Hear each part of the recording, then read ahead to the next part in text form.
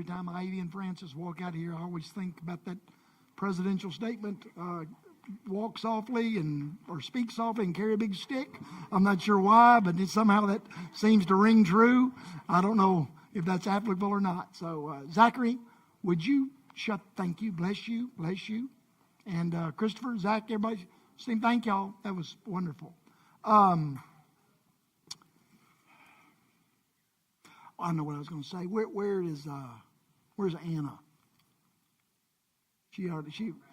Well, anyway, you tell her I said that my mother's had that conversation a million times. So anyway, good old Carl, that's good. If you got a copy of the scriptures, you can turn to Numbers chapter 11 and 12. I'd give my eye teeth to think that y'all actually read it yesterday, Friday or Saturday, or this morning before you came. But anyway, 2 weeks ago, I spent the entire week. Do I need to do something, brother, sir? Yes, sir. I spent the entire week 2 weeks ago studying and pondering and contemplating and researching Luke chapter 15 and that story about the dad, the father, and the two sons. And I have not studied a passage in a long time that touched me more deeply and meant more to me. And I'm sure I might have unplugged something. There was so many truths and applications for us to apply to our lives, our relationship with God and our relationships with one another. And we spent time last Sunday talking about it. We spent time Wednesday night in our living room talking about that as well. It was just so rich. But this week, reading through my Bible, we read through Numbers chapter 11 and 12. And man, in those two chapters and God's declaration that Moses was the most humble person on the earth. Now you think about that. That's not your mama bragging on you or your girlfriend or your kids. That's God saying that Moses was the most humble man on the earth. That's a deal. And I just was thinking about that declaration by God about Moses, and I was thinking about humility and what that means. And I went back to Luke 15 and just started thinking about how the prodigal son, bless you,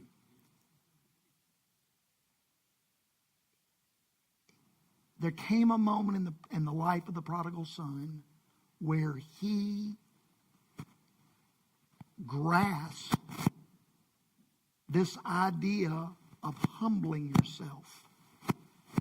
And because should I use that handheld? Okay. All right. No, that's neither here nor there. I love electronics.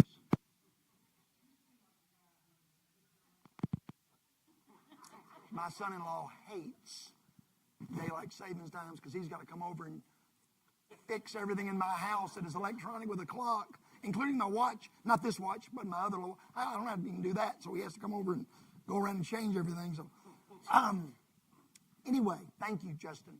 What I was saying is that there came a moment in the life of the prodigal where what God is talking about in Numbers 11 and 12 and in so many parts of the Bible about humbling yourself, he got it. And it changed his life. It totally redirected the course of his life. It transformed his life. It transformed his future. He got what the older brother couldn't get, wouldn't get, and that was the importance of humbling ourselves. Proverbs chapter 11 says that pride leads to disgrace, but with humility comes wisdom and honor. Pride leads to disgrace, but when we humble ourselves with humility, we start living a life that reflects wisdom.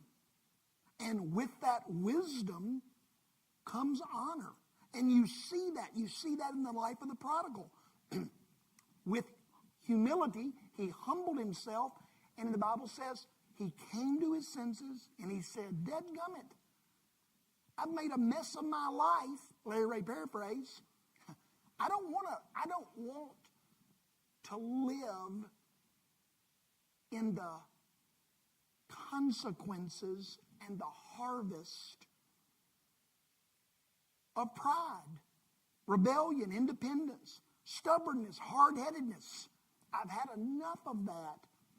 I'm going to go home and tell my dad I was wrong and ask him to forgive me and ask him to give me a second chance. I'm going to go home to my dad and I'm going to say, you know what? Doing things my way, always doing things my way, that's a bad plan. That's a terrible plan, and I don't like what I've wound up with living that way. I want to go home and be a part of a group. I want to be a part of a team. I'd like to get back in with my group and my team. I think that's a better plan. And he ultimately experienced honor, a robe, a ring, shoes, a feast or a party, honoring him because he was willing to humble himself. He humbled himself. He returned. He admitted his wrong, his need for help. He was willing to accept grace from his dad. And it just hit me in a very powerful way. If the prodigal, what he would have missed himself. Oh my goodness, what he would have missed. He would have missed experiencing his dad's love, his dad's forgiveness, his dad's abundance, his dad's restoration, his dad's party. His unwillingness to humble himself would have cost him so very much. But he didn't miss it because he was willing to humble himself. Bless you. And so I just want to, we're going to read, we're not going to read all of Numbers 11 and 12 because it's too long, and so forgive me if you're, I'm a Bible literalist. I believe in biblical inerrancy. I believe on the back of my Bible it says genuine leather. I believe that's inspired. So I believe every word in the Bible is literally true. But because of the length, I'm reading the parts of these two chapters that are pertinent to this lesson. Okay, so don't get nervous, okay? But if you want to follow along, if you can, you can. But you listen to you'll see where I'm going with this, okay?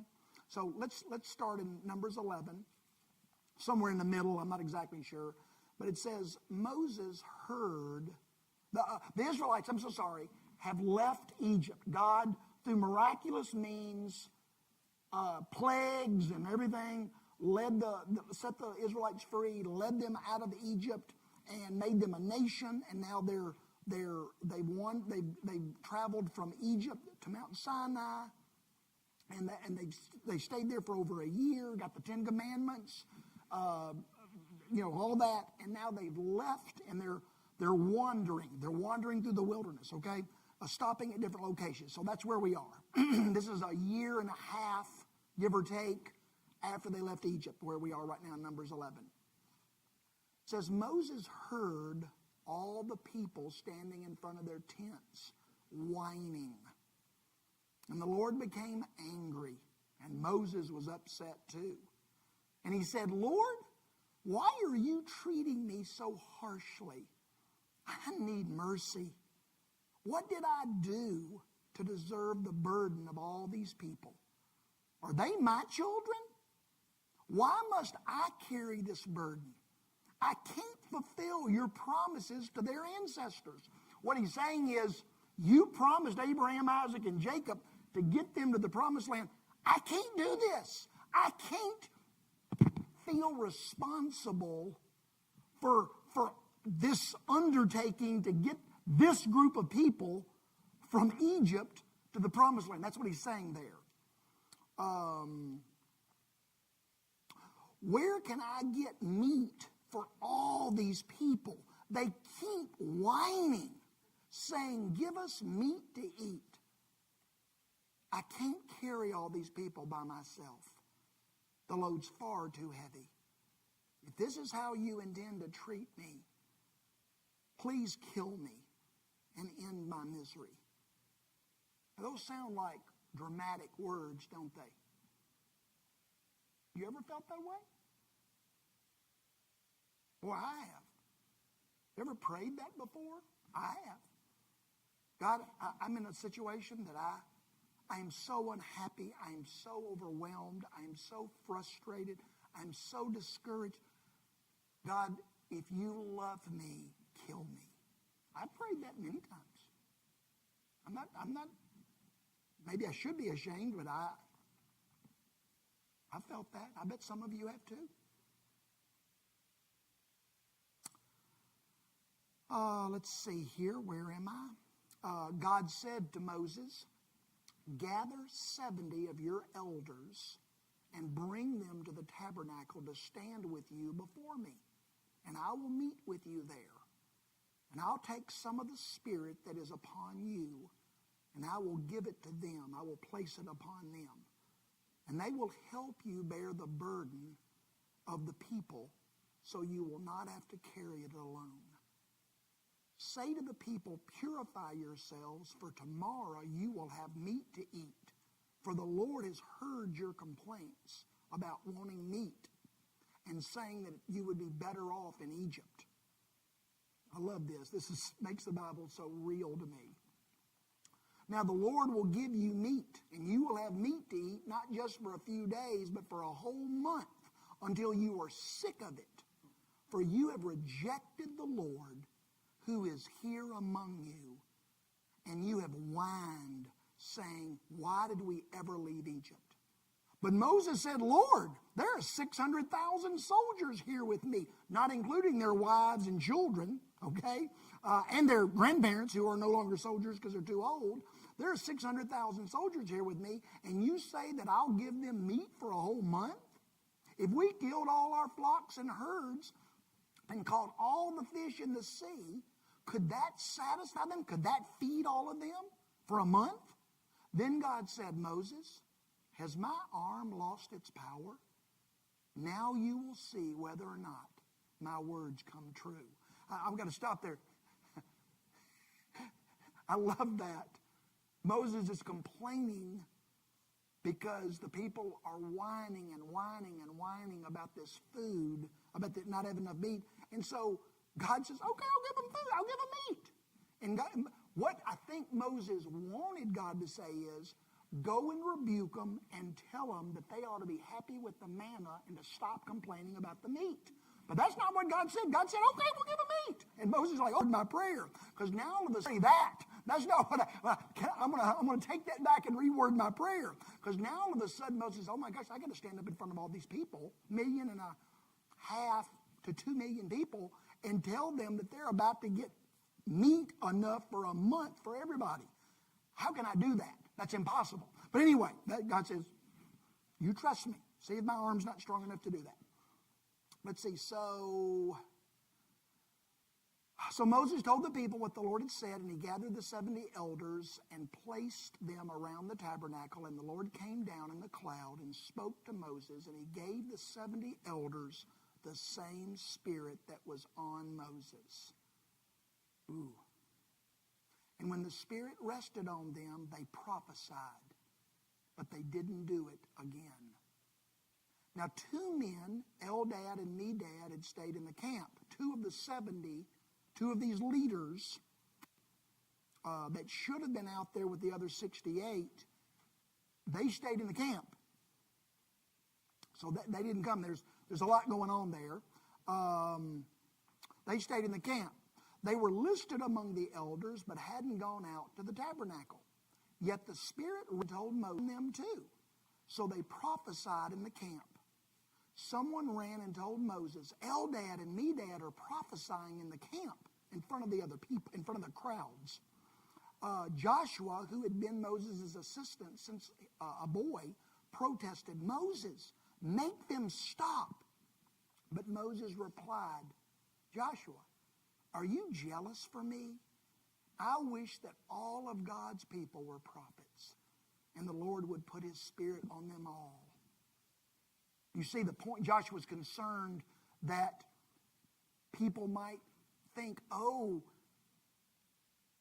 we can prophesy and be God's representatives, but not be with Moses. He was scared that Moses' authority and control would be diminished through this, okay? Let's see. Numbers 12. Then Miriam and Aaron, those are Moses' big brother and sister, okay, his siblings. Big brother and sister, that's important.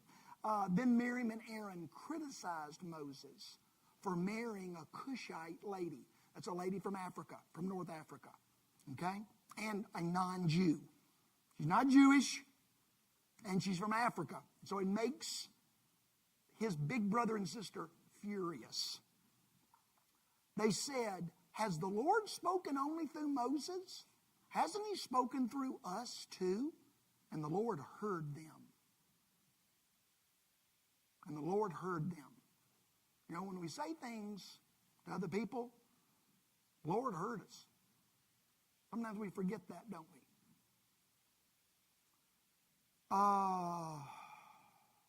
Now Moses was very humble, the most humble person on the earth. The Lord told Moses and Aaron and Miriam to go to the tabernacle, and the Lord descended in a pillar of cloud and stood in front of the tabernacle. And God called Aaron and Miriam, and they stepped forward, and the Lord said, if there were prophets among you, I'd reveal myself in visions and dreams to them. But this is not the way it is with Moses. Of all my children, he's the one that I trust, and I speak with him face to face. So why did you not fear to criticize him? And the Lord was angry with them. And he departed from the front of the tent. And as the cloud lifted, there stood Miriam covered in leprosy. And then Aaron cried to Moses, please, Lord, don't punish us for this sin that we'd so foolishly committed. Don't let her be like a stillborn baby. So Moses cried out, oh God, I beg you, please heal her. I want to talk to you a little bit about humility, about humbling yourself. But before I do, that little phrase that I just read to me is worth a temporary stop. God says to Aaron and Miriam, I trust Moses. You know, most of us spend our Christian lives pondering and reading and hearing about how we need to trust the Lord. Right? April, you need to trust the Lord. Austin, you need to trust the Lord. And I think that's a good thing to ponder. But have we ever thought about how can God trust me? Can God trust you? God said, I can trust Moses. I can depend upon Moses. That is an unbelievable statement to me. That God says, I can trust him. And it just makes me, it challenges me. I'll leave that alone. Okay? Can God trust us? Well, let's look at Numbers 11 and 12 just for a few minutes. What I read to you was the Bible's way of giving us a glimpse into the busy, demanding, challenging, difficult life of a child of God. Okay? Moses was a busy dude. Earlier we read that Moses got up before sunrise and he worked hard until after sundown, not only with everything else he had going on, but with lines of people coming to him and saying, hey, we got a fight going on. We need you to help settle our disputes. And God, Moses' father-in-law helped him create a plan to take care of that, or to lessen his load. But Moses was busy. He was a very busy person with lots and lots of people pulling on him, asking from him, needing him, telling him, right?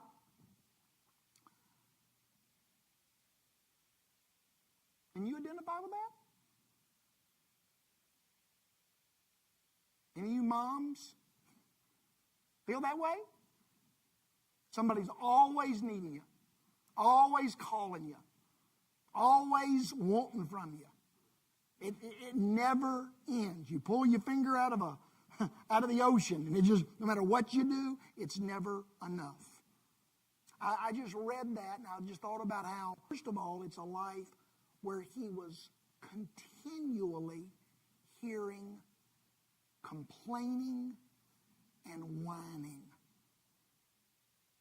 We hate manna. Why do we have to eat manna? And then in a little while they're going to get this quail that they've been complaining about. Then they're not going to like that either. They never, and literally from the time Moses led them out of Egypt to the time he died, he led a group of people that were never satisfied. They did nothing but continually complain and gripe and whine. It's a very accurate description. He led a group of people that were ingrates. They were ungrateful. They were ungrateful. He could never do enough. He was given a life that was so demanding that the picture that I think Numbers 11 and 12 wants us to get is that it's a picture of somebody, he works so hard and so long every day that he has gotten to a place where he is exhausted. He's overwhelmed to the point that he wants to quit. At least quit, if not check out. He's exhausted. He's overwhelmed. Those two dudes of the 70 that didn't leave camp to join Moses, there's a message there. Moses has got a group of people that he's responsible for, that he's organizing into a team to help him accomplish the plans of God. And he's got some that aren't supportive, aren't loyal, don't want to join the team and pull in the same direction as Moses wants them to. They're uncooperative, disloyal, unwilling to pull their weight. You don't have anybody like that in your life, do you? That whatever you feel like we ought to do, somebody's got a better idea or a different idea or wants to pull in a different direction.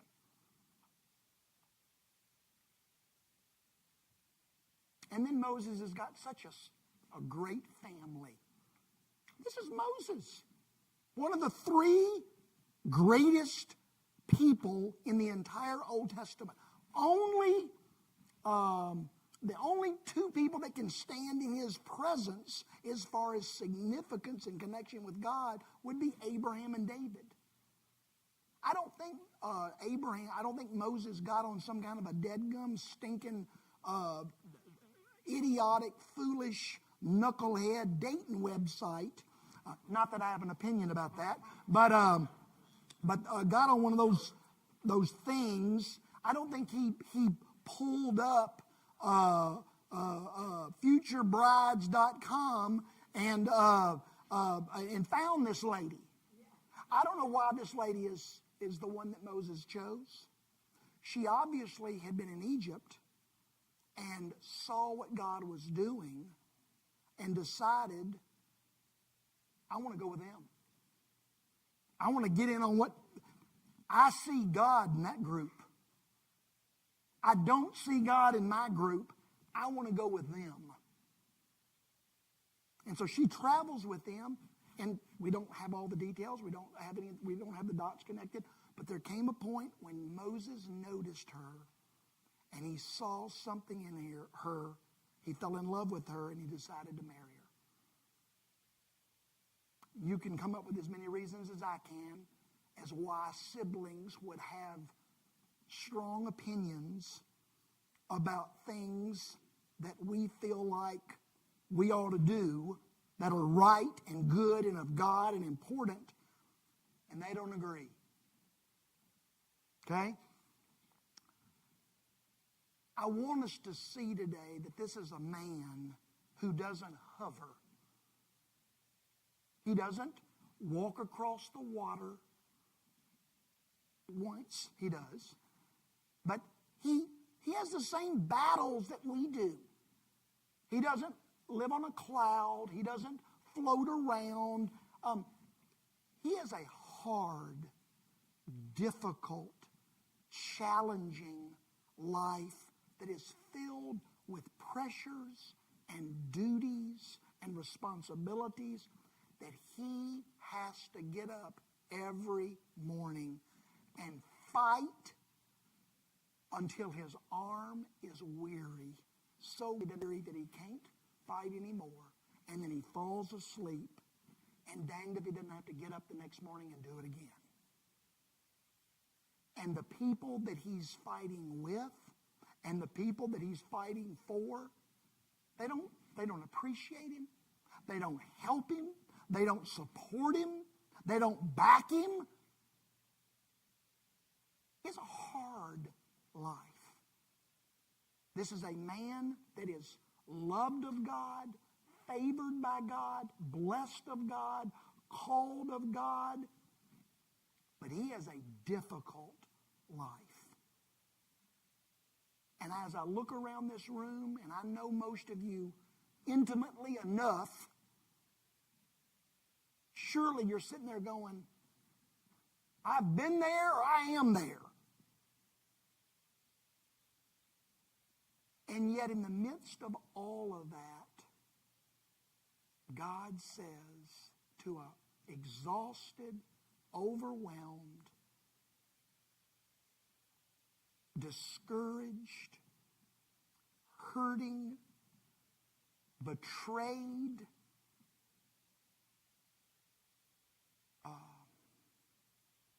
man who hears nothing. He's not listening to angelic choirs. He's listening to whining and complaining all day long. And yet God says, that's a humble person. That's a humble person. And I just wanted to take just a minute. You know, we use that word humble. Rick's a humble man. Brian's a humble man. Lisa's a humble lady. What does that mean? Does that mean, well, I don't want to get into all that it could mean. What does it mean when God says Moses is humble. He's the most humble person on the earth. What does that really look like? What does that visually, when you hear that, what comes to your mind as far as somebody that was humble? And, we could spend days and weeks and months talking about what that looks like. But I just noticed, and I'm just going to chapters, that I noticed 9 qualities in these 2 chapters that I feel like contribute to God's declaration that Moses was a humble person. Let me give them to you real quickly. Number 1, it says, if you notice over and over and over again in these 2 chapters, but really through Moses' entire life, one of the things that defined Moses was he went to God. He didn't always go with a good attitude. He didn't always go rejoicing. He didn't always go with a happy heart. But one of the things that made Moses Moses, and I believe one of the things that made Moses someone that God could say he's humble, is that he was somebody that when he faced problems, one of the first, I could say the first thing, but that's a little strong. Let me just say, Moses, when he faced problems, he typically defaulted to go to God and tell him about them. Versus Larry Ray, who when I face problems, my first reaction is that I can fix it. By God, I can fix it. I can beat it. I can get it. I can overcome it. I can kill it. I can take care of it myself. And Moses had he was a humble man. He was a man whose first reaction was to take his needs and his problems to God versus feeling like he could handle them himself. 1 Peter 5, Peter says this, "Clothe yourselves with humility toward one another. For God is opposed to the proud, but he gives grace to the humble. So humble yourselves under God's mighty hand, that he may exalt you at the proper time, and cast all your cares upon him, for he cares for you." Do you see the connection between humility, humble yourself? How do you do that, Lord? Cast all your cares on God because he cares for you. There's a connection there.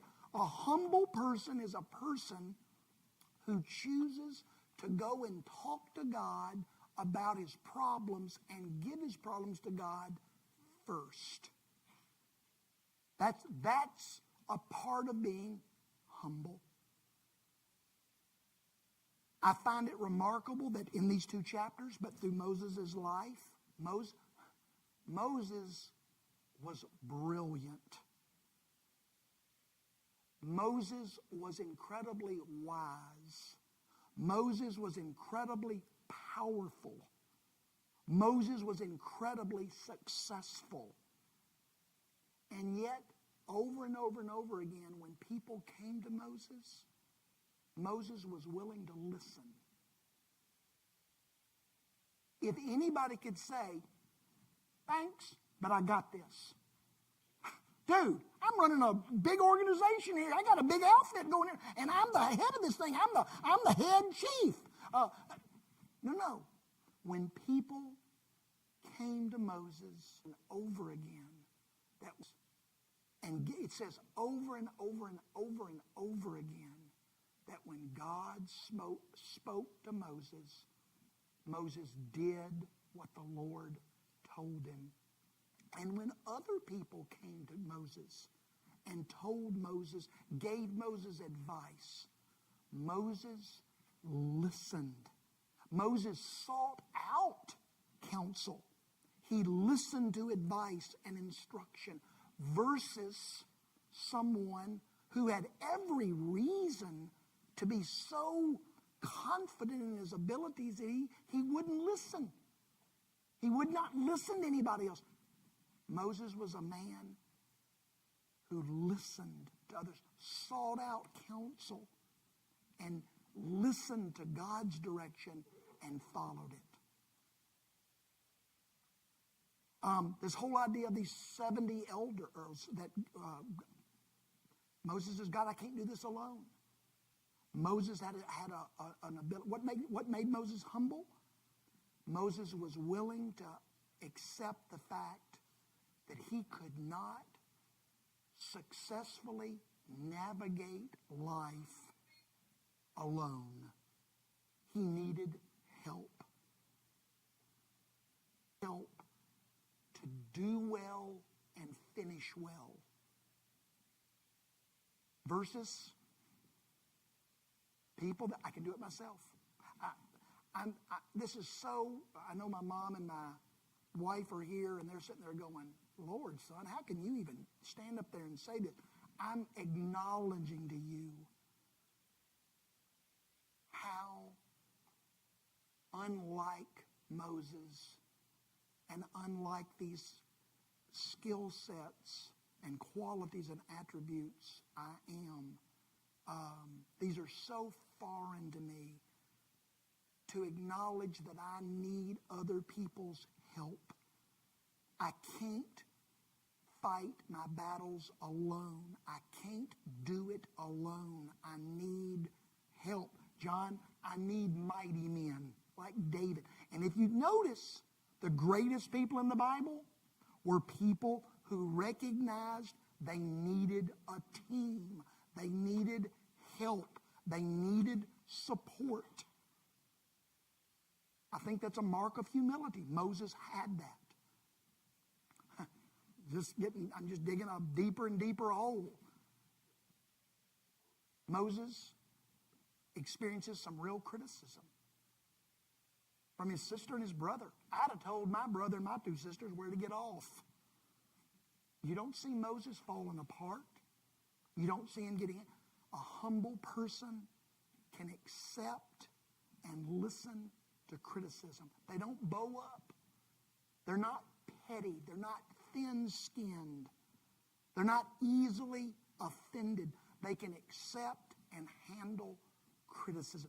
Doesn't mean you have to agree with the criticism necessarily.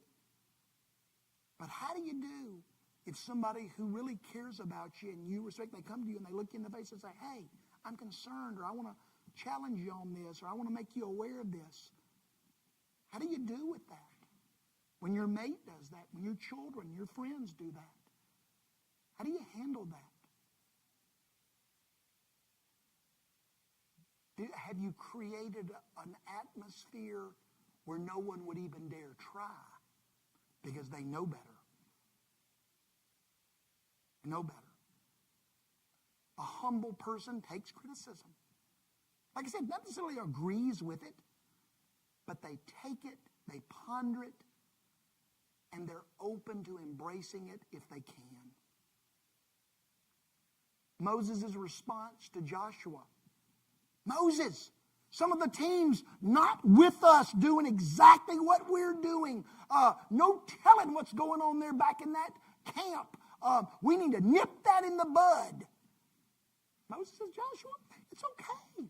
It's like when the disciples came to Jesus and said, Jesus, there's people prophesying that aren't a part of our team.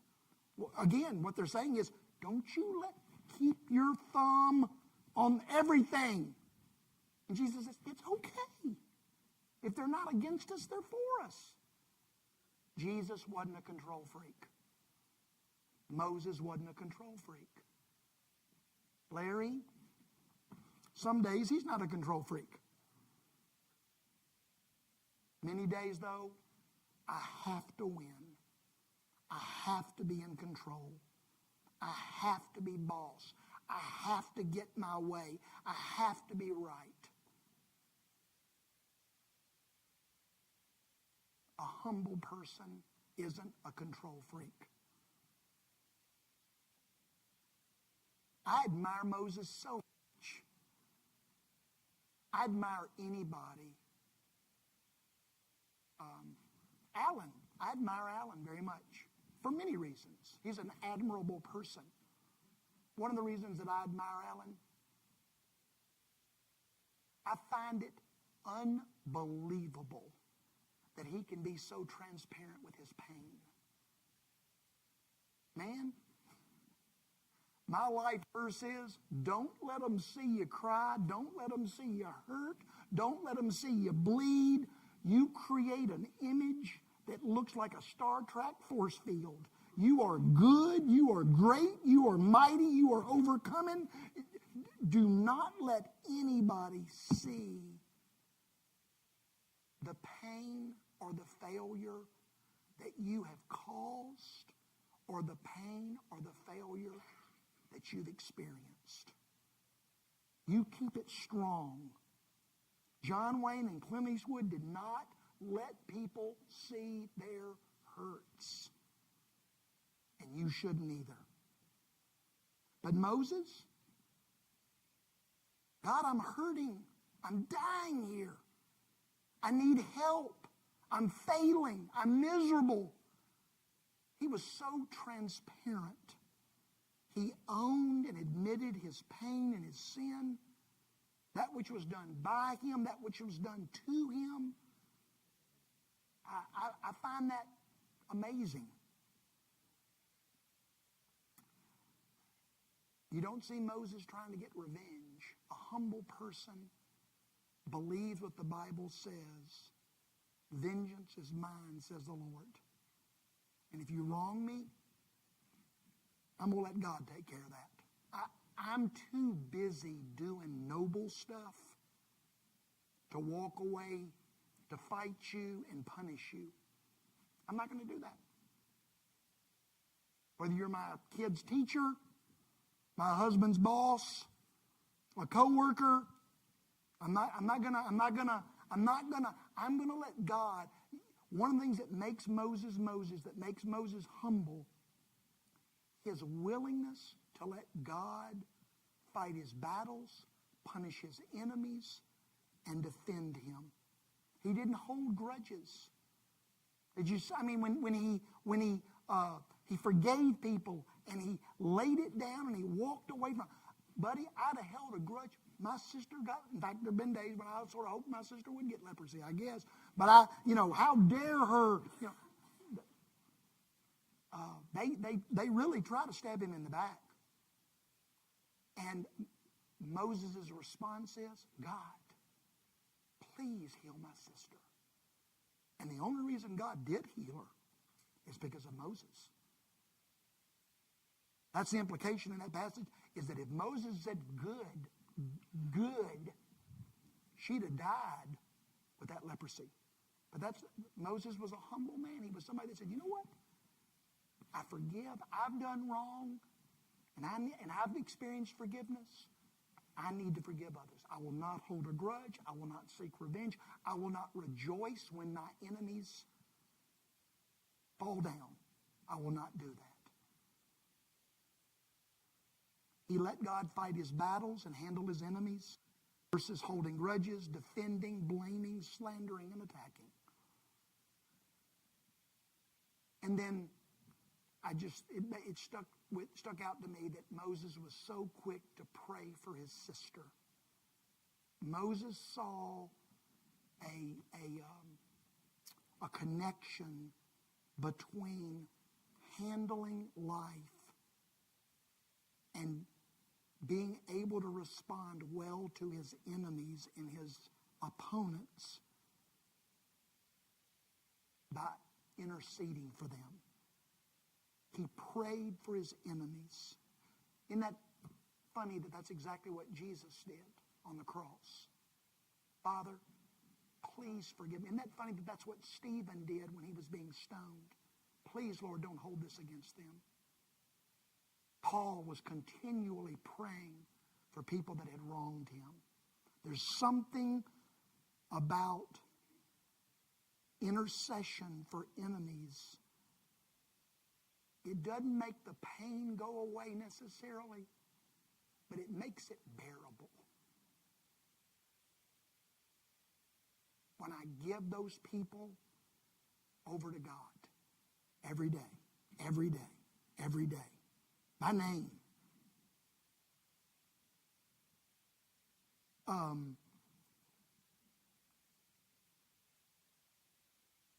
think those are marks of humility.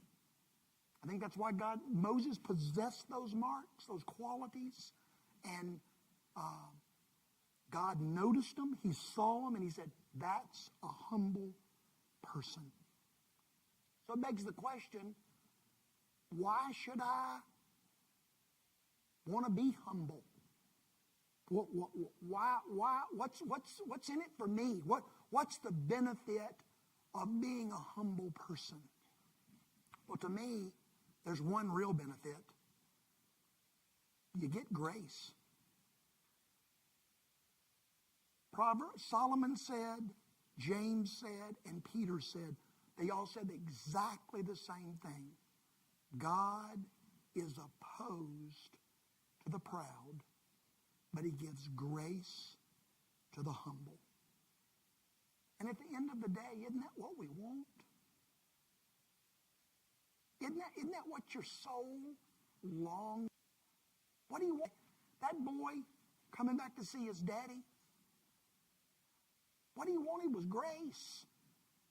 He didn't want some merit system. He didn't want some, productivity system where, I'm going to work. No, he just wanted grace. It's what David wanted. It's what that thief on the cross wanted. Just person after person after person in the Bible. The lady caught in adultery, Zacchaeus, they wanted grace. That's what I want. That's what I need. That's what you want, whether you know it or not. That's what you need, whether you know it or not. And the great thing is, as badly as the prodigal wanted grace, the Father wanted to give him grace even more. He wouldn't even let him finish his request. Dad, I want grace. Shh. I'm busy getting the grace all ready for you, buddy. Shh. You're slowing me down. We long for grace. We need grace. And that's, for us to see that is good. But what's more important is God wants to give us grace. I'm through.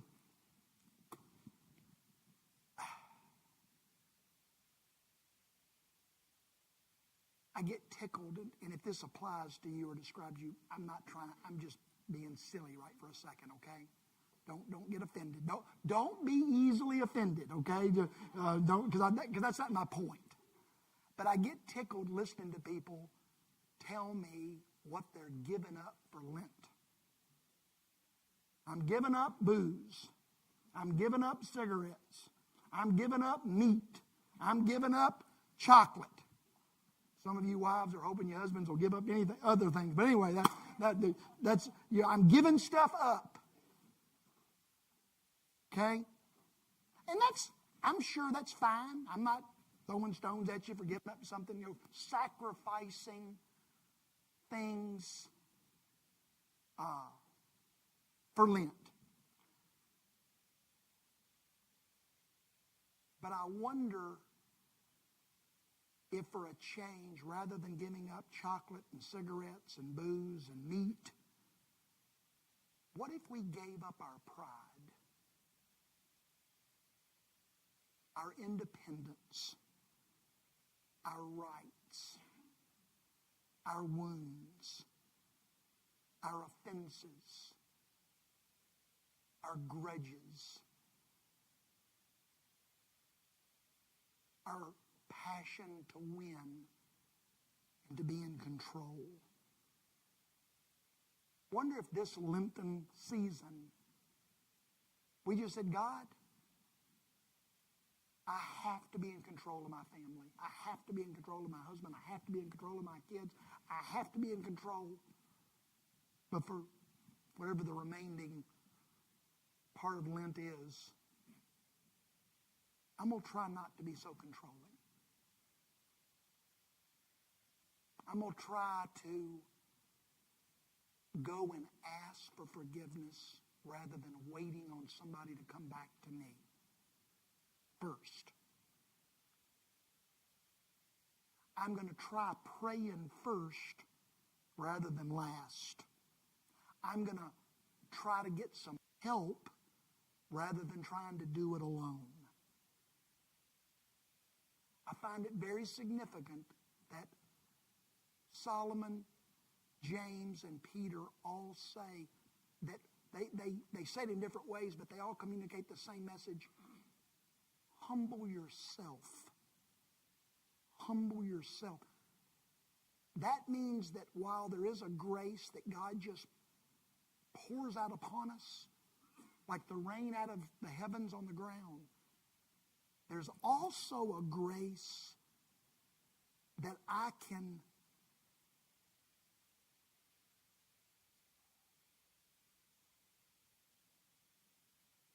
work on and develop and refine by choosing certain behaviors that open my life up to God's grace. And so, I just wanted us to, I guess I should have preached this last Sunday before Lent started, but anyway, a day late and $1 short, but better late than never, I guess. Humble was a humble man. The prodigal was a humble young man. And they experienced grace. Oh, that we would just work on, just pick something. And for a few days, for a few weeks, work on it. And see if that doesn't just open a little spout. And you start experiencing, and I start experiencing just a little more grace than I did last week or last month. God gives grace to the humble. And we can humble ourselves and start experiencing that grace. So, that's what I got for us today. Chuck and Nancy, come up here and help me, please.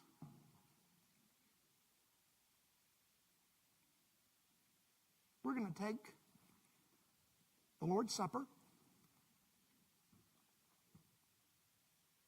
John chapter 1, the disciple that Jesus dearly loved said this. From his being Jesus's, from his fullness, we have all received grace upon grace. Isn't that lovely? From his fullness, we have all received grace upon grace.